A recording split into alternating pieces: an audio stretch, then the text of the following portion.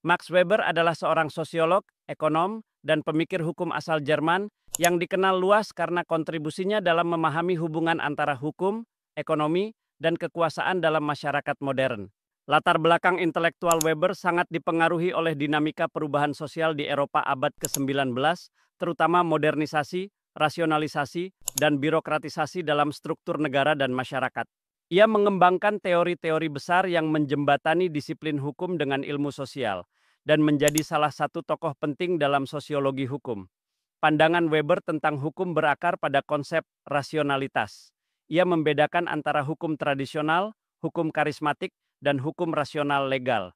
Dalam pandangannya, sistem hukum modern didominasi oleh rasionalitas formal, yaitu hukum yang dibuat melalui prosedur yang sistematis, tertulis, dan dapat diprediksi. Bagi Weber, hukum tidak hanya mencerminkan nilai-nilai moral atau agama, tetapi merupakan instrumen kekuasaan yang dilembagakan melalui struktur birokrasi negara. Rasionalitas hukum ini menciptakan stabilitas dan kepastian hukum dalam masyarakat modern. Weber juga melihat hukum sebagai bagian dari proses dominasi legal rasional, di mana kekuasaan dijalankan berdasarkan aturan hukum, bukan atas dasar pribadi atau warisan. Inilah yang kemudian menjadi cikal bakal teori negara hukum atau Rechtsstaat, di mana pemerintah tunduk pada hukum yang berlaku dan tidak boleh sewenang-wenang. Dalam konteks hukum modern, pemikiran Weber tercermin dalam praktik administrasi publik, sistem peradilan yang profesional, dan struktur pemerintahan yang berbasis pada aturan formal.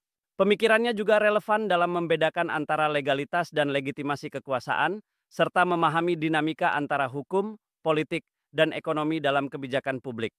Max Weber telah meletakkan fondasi penting bagi pemahaman kita tentang hukum sebagai sistem sosial yang rasional dan terstruktur.